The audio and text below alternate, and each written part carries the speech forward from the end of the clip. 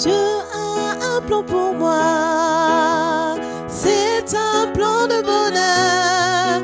Il s'occupe si bien de moi. Alors je n'ai pas peur pour demain. Dieu a un plan pour toi. C'est un plan de bonheur. Il s'occupe si bien de toi. Alors ne t'inquiète pas pour demain. Pour moi, Dieu a un plan pour moi. C'est un plan de bonheur. Il s'occupe si bien de moi. Alors je n'ai pas peur pour demain. Pour toi, Dieu a un plan pour toi. C'est un plan de bonheur. Il s'occupe si bien de toi. Alors ne t'inquiète pas pour demain. Amen. En vérité, Dieu a un plan de bonheur pour nous et non de malheur. Et en Jésus, il accomplit déjà ce plan parce que en Jésus, nous avons tout. Croyons-le, mes frères et sœurs. Et il a envoyé son fils Jésus en tant que bon berger pour nous conduire dans ses voies. Je vous invite à vous lever, à continuer notre culte et à chanter le chant « Berger de mon âme ».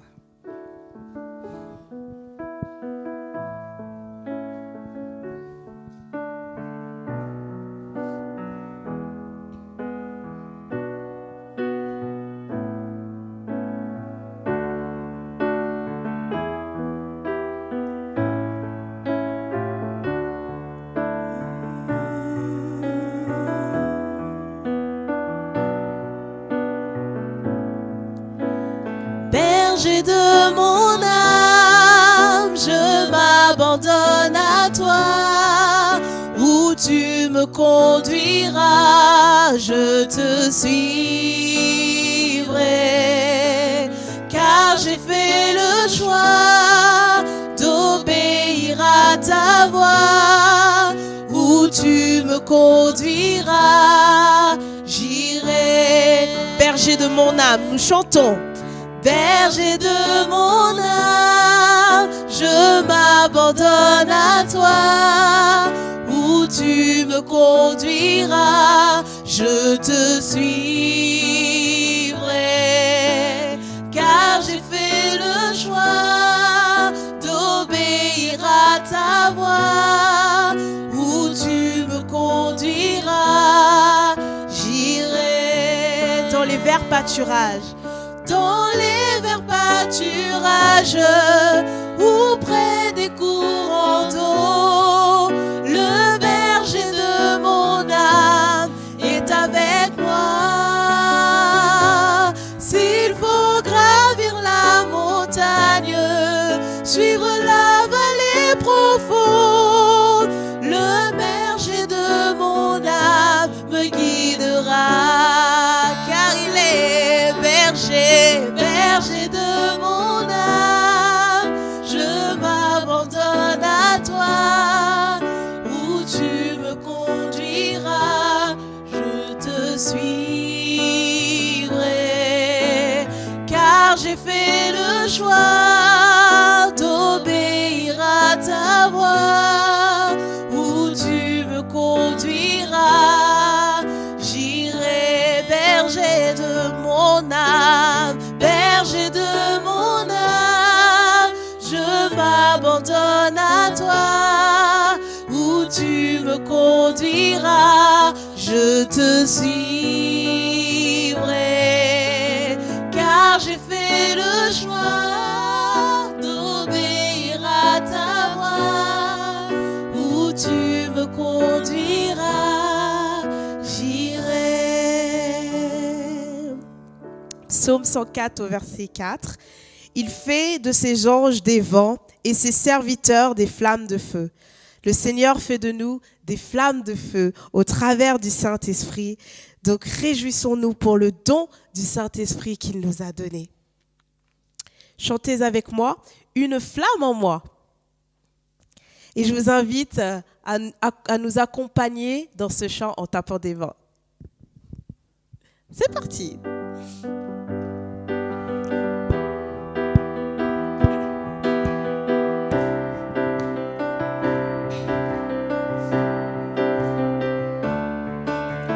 Une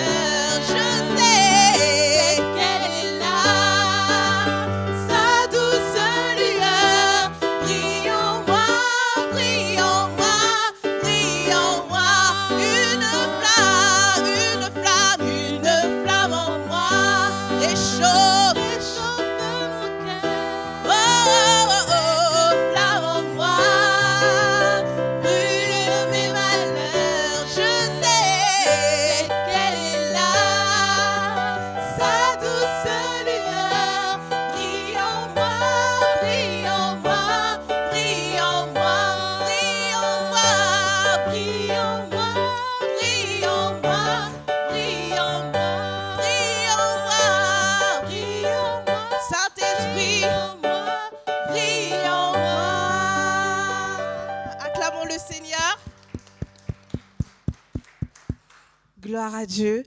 Nous allons passer maintenant à notre temps de la prédication. Je vous invite à vous asseoir. Je vais prier pour la prédication avant d'appeler Marc. Éternel Dieu Tout-Puissant, nous te remercions encore pour ce moment, toi qui commences avec nous. Seigneur, nous allons passer au temps où nous voulons écouter le message que tu as déposé dans le cœur de ton serviteur ce matin.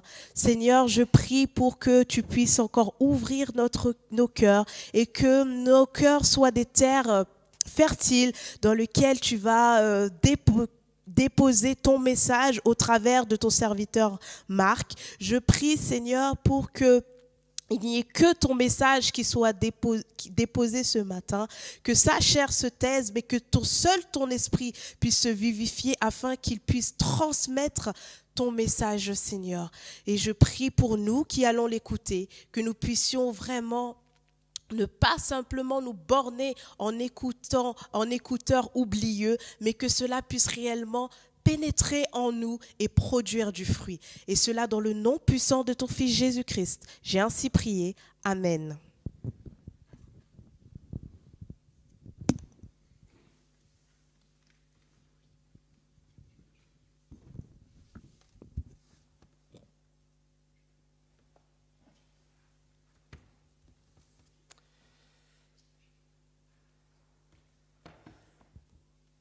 Voilà, bonjour à tous. Présents ici, dans ce lieu, dans la chapelle, mais aussi les autres personnes qui se trouvent dans la salle Île-de-France, dans la salle à manger, et vous toutes et vous tous qui vous trouvez aussi chez vous. Voilà, c'est quand même en chair et en os que je me présente devant vous. C'est pas un hologramme, rassurez-vous, même si c'est en virtuel. Et ensemble, nous voulons en tout cas partager ce temps de culte, ensemble présent et ensemble présent chez vous. Alors pour ce deuxième dimanche de l'Avent, nous voulons nous souvenir que Christ est notre paix. Nous avons allumé la deuxième bougie pour ce deuxième dimanche de l'Avent, rappelant que Christ est notre paix. Lui qui a dit à ses disciples, et ça nous a été rappelé tout à l'heure en Jean chapitre 14 et au verset 27, « Je vous laisse la paix, je vous donne ma paix. Je ne vous la donne pas comme le monde la donne.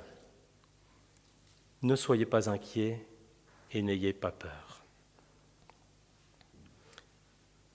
En accueillant le Christ dans nos vies, nous acceptons de porter cette paix en nous. Nous devenons ainsi, pour nos proches, pour nos contemporains, dans notre monde, des ouvriers de paix. Comme saint François d'Assise nous y exhorte dans sa prière que nous connaissons mieux sous le chant « Seigneur, fais de nous des ouvriers de paix. Seigneur, fais de nous des bâtisseurs d'amour. »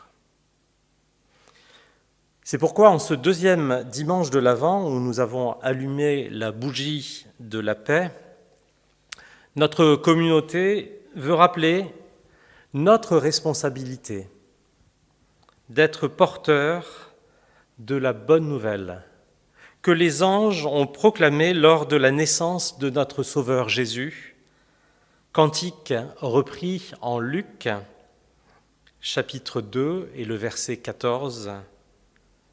Gloire à Dieu au plus haut des cieux et sur la terre, paix à ceux que Dieu aime.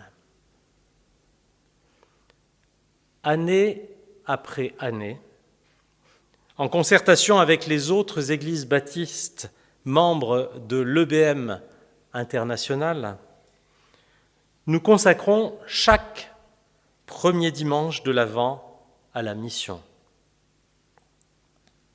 Ici, à Massy, nous avons décidé d'associer ce dimanche dit de la mission au deuxième dimanche de l'Avent consacré à la paix. Nous nous souvenons que notre fédération, sensible aux besoins missionnaires dans notre monde, a été à l'origine de la création de cette plateforme européenne que l'on appelle l'EBM international, qui suscite et soutient l'envoi de nombreux missionnaires en Afrique, en Inde, en Amérique du Sud, pour des projets humanitaires, d'évangélisation comme de formation, tous en partenariat étroit avec des unions baptistes locales.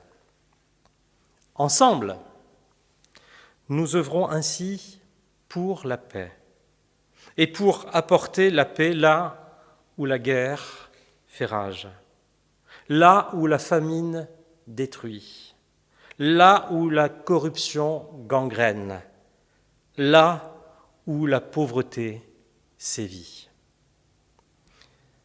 Certains parmi nous ont décidé de consacrer leur vie à être ces ouvriers de paix au-delà de nos frontières, dans des contrées lointaines, comme on disait autrefois. Notre famille d'église, la Fédération baptiste, a ainsi envoyé 3 couples missionnaires que nous voulons continuer de soutenir spirituellement et matériellement, car ils ont besoin de nous. La famille de Delphine et Timothée Minard, avec leurs 2 enfants, Ève et Ethan, est installée dans la capitale de Madagascar, Tananarive. Delphine assure l'accompagnement scolaire d'enfants expatriés et du soutien scolaire auprès de la population locale. Timothée, doyen de l'INSTE, l'Institut supérieur de théologie évangélique, y enseigne le Nouveau Testament tout en coordonnant les travaux d'agrandissement en cours. Loïs et Nathan Minard, avec leur tout jeune enfant Timaël, assistent de leurs compétences techniques notre partenaire, qui est l'Union des Églises baptistes du Cameroun. Nathan est ainsi une cheville ouvrière appréciée au centre technique de Garoua, au nord du Cameroun.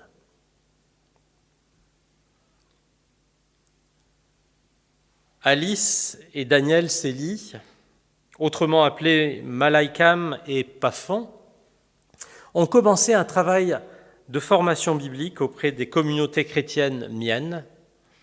Pour l'heure, Daniel et Alice, toujours bloqués en France à cause de la situation sanitaire, n'ont pu retourner là-bas auprès des frères et sœurs de cette province du nord de la Thaïlande. Nous vous invitons maintenant, ici et chez vous, à écouter leur message enregistré spécialement pour nous et pour l'ensemble de nos églises baptistes en France.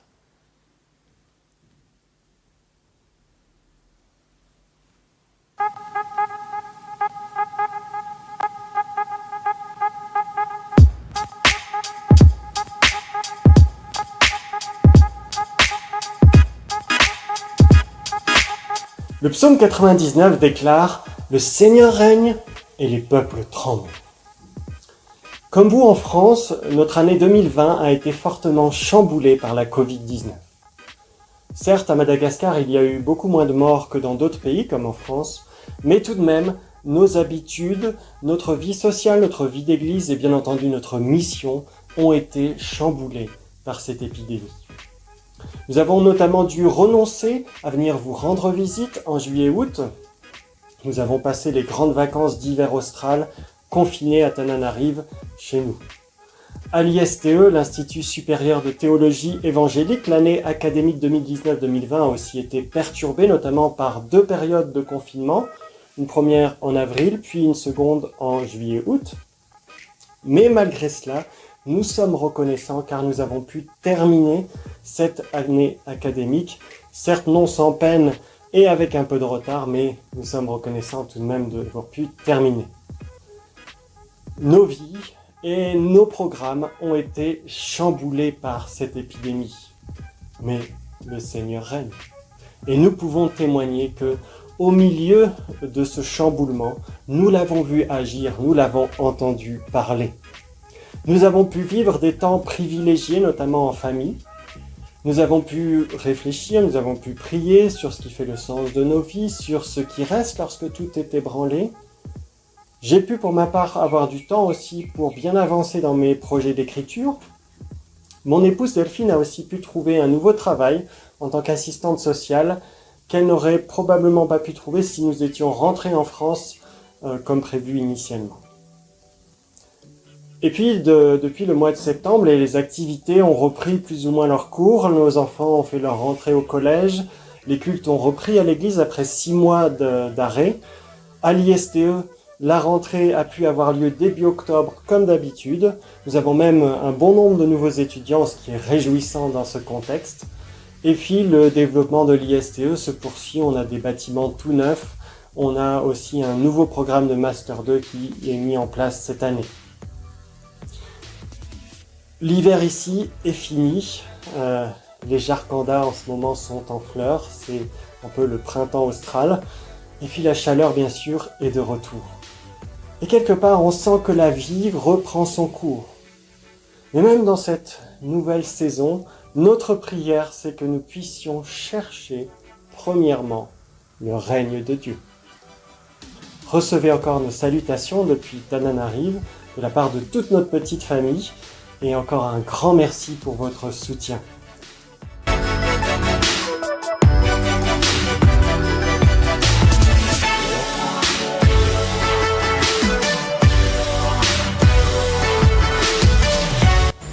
Coucou tout le monde.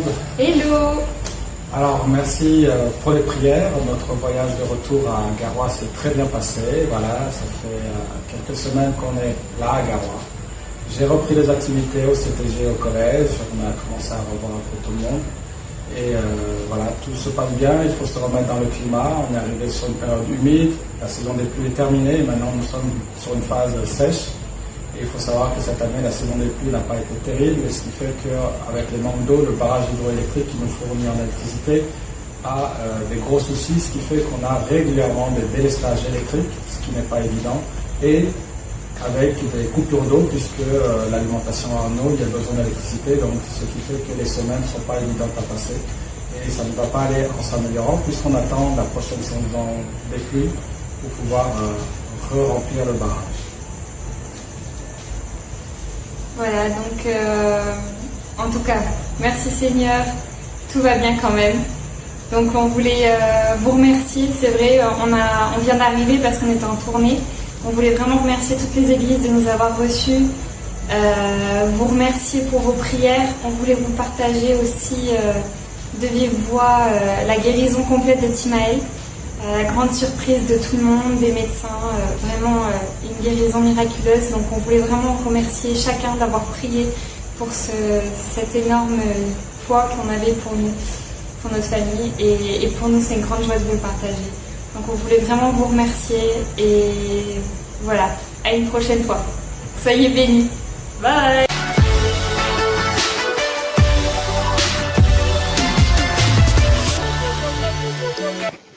Bonjour, chers frères et sœurs en Christ. Bonjour, nous vous remercions pour votre soutien durant ces 2 années passées. Et actuellement, nous sommes dans une situation compliquée et nous reconnaissons que nous avons besoin de vos prières afin que Dieu nous aide pour le retour en Thaïlande. Et que Dieu nous aide à discerner le chemin qu'il a tracé pour nous.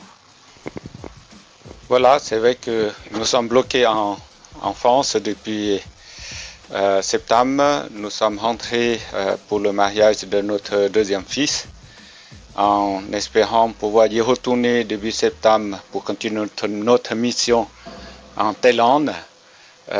Finalement, à cause de la situation pandémique, nous avons fait 2 demandes auprès de l'ambassade de la Thaïlande ici à Paris pour y retourner, mais à 2 fois, ça a été refusé, en tout cas pour le moment.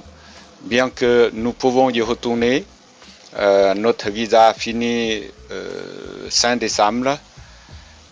Nous sommes dans cette situation en attente. La mission en Thaïlande n'est pas terminée, mais il reste bien encore quelques années de travail avant de faire un bilan complet. Voilà, chers frères et sœurs, qu'est-ce que nous pouvons dire de plus? Et sinon, nos remerciements aussi de votre soutien, de vos prières, et que dans sa grâce, nous puissions y retourner peut-être rapidement pour continuer notre mission en Thaïlande. Merci encore pour votre soutien. Soyez bénis. Merci. Merci.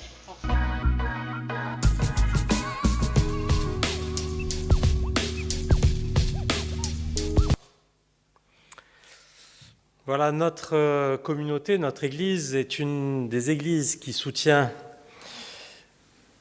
ces 3 couples missionnaires, ces familles, et qui soutient aussi d'autres projets qui sont portés par le BMIM international, comme notamment aussi le projet en Turquie. La paix soit avec vous. C'est notre prière, de pouvoir leur dire la paix soit avec vous. C'est notre souhait le plus profond aussi pour ces frères et sœurs qui nous sont chers, comme tous les missionnaires qui œuvrent à travers le monde. Nous avons le privilège ici, à l'école de langue française des Cèdres, de rencontrer de nombreux missionnaires qui se préparent pour le champ missionnaire francophone. Et nous constatons combien ils ont à cœur de transmettre le message de paix au nom du Christ. Pour cela, ils ont accepté de laisser dans leur pays d'origine leurs proches et leurs amis et de quitter des situations professionnelles enviées. Ils ont toute mon admiration. Et je suis sûr qu'ils ont aussi toute votre admiration. La paix soit avec vous. C'est aussi et avant tout la salutation que le Christ adresse à ses disciples et avec laquelle il les envoie dans le monde. Lisons ce récit en Jean, chapitre 20, les versets 19 à 21. Le soir de ce même dimanche, les portes de la maison où les disciples se trouvaient rassemblés étaient fermées, car ils avaient peur des chefs juifs. Jésus vint alors se présenter au milieu d'eux et leur dit « Que la paix soit avec vous. » Après avoir dit cela, il leur montra ses mains et son côté. Les disciples furent remplis de joie en voyant le Seigneur. Jésus leur dit de nouveau « Que la paix soit avec vous. Tout comme le Père m'a envoyé, moi aussi, je vous envoie. » L'aspiration profonde de chacun d'entre nous, c'est de trouver la paix intérieure, la paix dans nos familles, la paix dans notre société, la paix dans notre monde. C'est même là un désir universel, partagé par tous et sur tous les continents, cette recherche de la paix.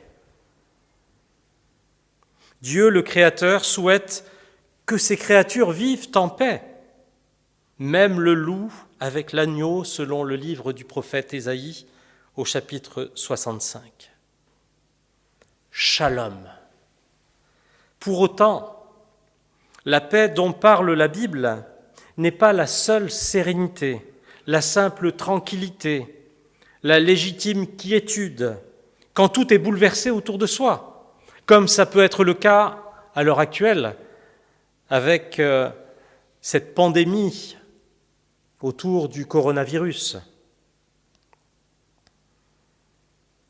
ou quand tout est bouleversé dans des pays qui sont secoués par la guerre civile ou par les guerres, ou quand tout est bouleversé autour de nous, dans nos propres familles, parce que nous sommes malmenés professionnellement peut-être. Peut-être avons-nous perdu aussi, à cause de la situation, notre travail. La paix dont il est question lorsque Jésus dit « que la paix soit avec vous » est bien plus que cette seule tranquillité, cette simple sérénité. Reprenant le terme hébreu « shalom », cette paix évangélique, tirée des évangiles, est l'assurance d'une plénitude de vie. Pas simplement un sentiment, mais une plénitude de vie qui nous remplit entièrement. L'espérance d'un bien-être de l'âme, mais aussi de l'esprit et du corps. Le shalom comme un renouvellement complet. Qu'est-ce que le shalom ? Comment définir ce terme hébreu ? On peut aussi traduire shalom comme le plan de Dieu pour sa création. Nous avons chanté tout à l'heure avec les enfants que Dieu a un plan pour nous. Le shalom, c'est ce plan que Dieu a pour nos vies, pour qu'à travers nos vies aussi, nous puissions appliquer ce plan de shalom dans notre monde, pour notre monde, auprès de nos contemporains. Ce shalom comme bien-être, ce shalom comme harmonie, c'est l'intention et l'objectif de Dieu pour chacun de nous. La vie en abondance, en harmonie, en paix. Car nous avons un rôle, pas simplement les missionnaires, nous avons tous un rôle à jouer dans notre monde et dans le shalom. Shalom, c'est le reflet de cette dynamique de relation du royaume de Dieu qui a été rappelé aussi tout à l'heure par Cory. Ce mot hébreu signifie paix, shalom signifie paix, mais aussi sérénité, bonheur, bien-être, harmonie. Et il est employé maintes fois dans l'Ancien Testament pour décrire, en quelque sorte, l'idéal de vie que le Seigneur souhaite pour ses créatures et pour chacun d'entre nous. Heureux les artisans de paix, car ils seront appelés fils et filles de Dieu. C'est aussi la 7e des béatitudes, des bénédictions annoncées par Jésus en Matthieu au chapitre 5. Alors que les disciples de Jésus étaient confinés par peur des dangers extérieurs, le Christ ressuscité vient à leur rencontre en les saluant par un « shalom avec vous »,« shalom sur vous ». Une salutation dont les disciples sont porteurs désormais. Ils la reçoivent, cette salutation. Elle est en eux, elle est sur eux, pour qu'ils la portent auprès d'autres personnes. Une salutation à partager aussi largement autour d'eux. Ce que le Seigneur attend de ses enfants, dans le domaine du shalom biblique, c'est cela. C'est qu'ils soient porteurs aussi de cette paix, qui est plus que simplement un sentiment, mais un bien-être à partager avec les autres. car le monde attend des chrétiens, et donc attend de nous, de chacun d'entre nous, qu'il œuvre pour la paix sociale, l'harmonie, le bonheur, et qu'il ne soit pas simplement porteur d'un message parlé, mais d'un message vécu. Ce shalom a son fondement et son plein accomplissement en Jésus-Christ, lui qui est notre paix, comme l'apôtre Paul le rappelle à ses lecteurs d'Éphèse. Et lisons cela dans Éphésiens chapitre 2, les versets 12 à 21. « Vous étiez, écrit Paul, sans espérance et sans Dieu dans le monde, mais maintenant dans le Christ Jésus, vous qui étiez loin, vous êtes devenus proches par le sang du Christ. Oui, c'est lui qui est notre paix. Avec les Juifs et les non-Juifs, il a fait un seul peuple. En donnant sa vie sur la croix, le Christ a détruit le mur de la haine qui les séparait. Il a enlevé toute valeur à la loi de Moïse, à ses commandements et à ses règles. Alors, avec les Juifs et les non-Juifs, le Christ a créé un seul peuple nouveau, en union avec lui. Et ainsi, il a fait la paix entre eux. En mourant sur la croix, il a réuni les Juifs et les non-Juifs en un seul corps. Et il les a réconciliés avec Dieu. Par la croix, il a détruit la haine. Il est venu annoncer la bonne nouvelle de la paix pour vous qui étiez loin et aussi pour ceux qui étaient proches. En effet, en passant par le Christ juif et non-juif, nous pouvons nous approcher du Père grâce à l'unique Esprit Saint. Un shalom à vivre et à partager. Puisque nous nous reconnaissons comme filles et fils du Dieu dont la paix surpasse toute intelligence, alors nous sommes responsables de transmettre à nos proches et à nos voisins la bonne nouvelle du shalom en nous, par des paroles et des actions. Une carte d'encouragement glissée dans la boîte aux lettres, un texto rappelant nos bonnes pensées et nos prières, un appel téléphonique pour apporter le réconfort, toutes ces petites attentions du quotidien qui peuvent apporter la paix, le shalom, dans le quotidien de celles et ceux qui nous entourent, peut-être autant confinés que nous le sommes. Nos pays traversent une crise sans précédent sur le plan sanitaire comme économique. Les paroles de Jésus à ses disciples, paroles que nous voulons accueillir et porter dans nos vies, ont un accent tout particulier en ces périodes de troubles mondiaux. Je vous laisse la paix, je vous donne ma paix. Je ne vous donne pas comme le monde donne. Que votre cœur ne se trouble point et ne s'alarme point. Il m'arrive encore de murmurer à l'oreille de nos enfants, devenus grands maintenant, un chant de la communauté des frères de Thésée pour apaiser leur cœur en proie à la crainte et au doute. Je me permets de vous le laisser comme un encouragement et une prière pour vous, vos familles, vos proches, nos communautés, nos voisins, nos dirigeants, notre personnel de santé, médecins, infirmiers, pompiers, notre personnel de sécurité, police, gendarmerie, armée, notre monde. Nous vous laisserons le lien et nous vous enverrons le lien aussi sur le groupe WhatsApp de l'Église ou si vous êtes inscrit à notre newsletter. Et voici les paroles de ce chant. Que rien ne te trouble, que rien ne t'effraie. Qui à Dieu ne manque de rien. Que rien ne te trouble, que rien ne t'effraie. Dieu seul suffit.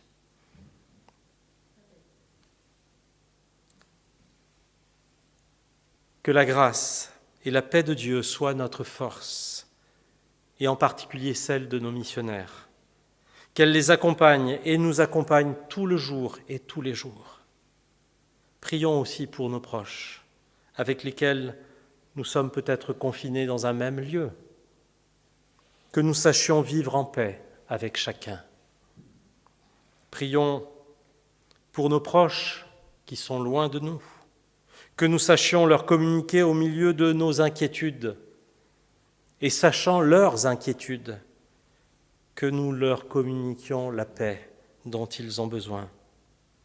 Prions aussi pour nos voisins, que nous saluons régulièrement par un « bonjour », que nous osions aussi leur dire « Shalom », la paix soit avec vous.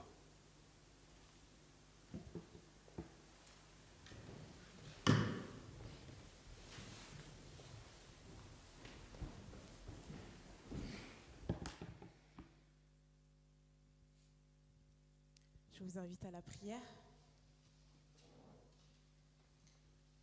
Éternel, Dieu Tout-Puissant, nous te confions, Seigneur, tous les sujets de prière que tu as entendus et notamment les missionnaires. Seigneur, nous voulons te remettre la famille Minard, Delphine, Timothée, Ève et Nathan, Seigneur, qui sont à Madagascar. Seigneur, que tu puisses les fortifier, que tu puisses les encourager dans leur nouvelle mission, leur nouveau travail pour son nouveau travail pour Delphine.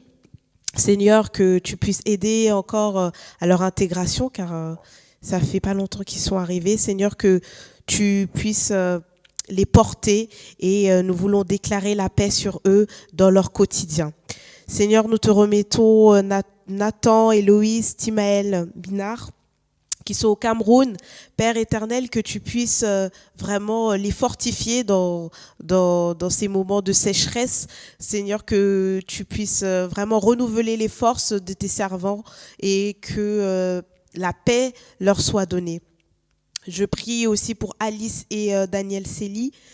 Père éternel, tu vois les difficultés qu'ils ont à obtenir leurs papiers pour retourner au Cambodge. Seigneur, que tu puisses les aider, que tu puisses ouvrir les portes et surtout que tu puisses ouvrir leur entendement, qu'ils soient à ton écoute, Seigneur, afin de savoir quelle est la direction, Seigneur, que tu veux leur donner au travers de ces difficultés.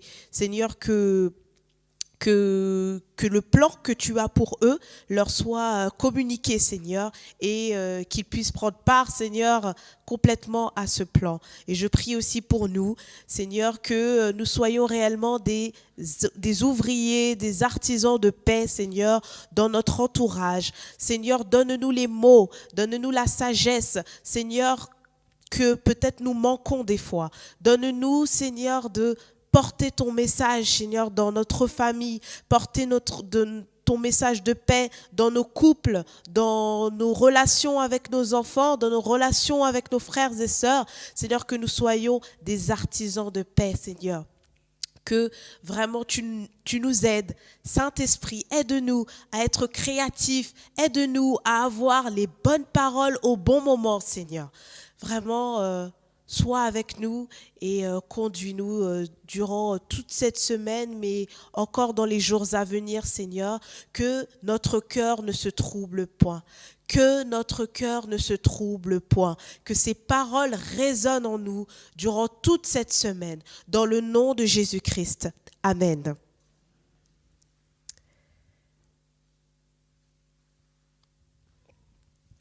Le culte touche à sa fin. Pour les annonces, vous les avez reçues par mail et si vous ne les avez pas reçues, comme d'habitude, nous vous invitons à voir les Jonathan Lubin notamment qui est derrière. Et pour ceux qui sont à distance, à le contacter par mail ou au travers d'une personne que vous connaissez. Il vous transmettra son mail. N'oubliez pas que juste après le culte, vous avez le culte La Suite sur Zoom. Donc nous vous invitons à rester et à vous connecter surtout afin de prendre part à ces petits moments de convivialité que nous organisons pour l'Église. Et nous qui sommes dans la salle, n'oubliez pas que nous allons passer les instructions de sortie, donc bien rester assis avant et attendre les instructions avant de sortir. Pour les offrandes, comme d'habitude, vous avez un panier devant et pour ceux qui sont à distance, vous avez les liens Hello Assos Voilà, comme d'habitude.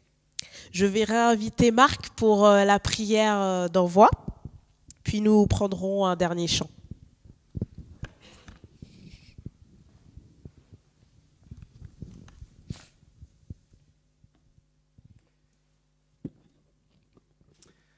Je vous invite à vous lever, vous qui êtes présents ici dans la chapelle, vous qui êtes présents aussi en Île-de-France, mais je vous invite aussi à vous lever pour accueillir ces paroles d'envoi et que vous soyez porteurs aussi de ces paroles là où vous êtes, chez vous, dans votre salon. Et nous recevons la bénédiction du Seigneur. Que la bénédiction du Dieu de paix et de justice nous accompagne. Que la bénédiction du Fils qui essuie les larmes de tous ceux qui souffrent de par le monde nous accompagne. Que la bénédiction de l'Esprit qui nous invite à la réconciliation et à l'espérance nous accompagne dès maintenant et pour l'éternité. Amen.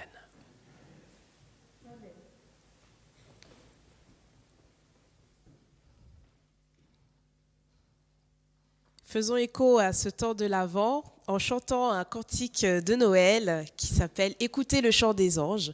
Alors nous allons prendre la version de Bénédiction France, donc elle est un petit peu changée par rapport à peut-être à ce que vous connaissez, mais vous allez voir, c'est juste le refrain et c'est très très simple à reprendre avec nous. Chantons ensemble.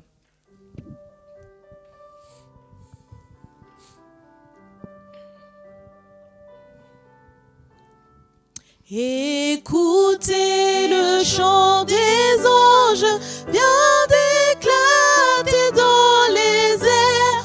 Joignons aussi nos louanges à leur sublime concert. Gloire à Dieu fait sur la terre. Aujourd'hui le Christ est né. Jésus s'est fait notre frère.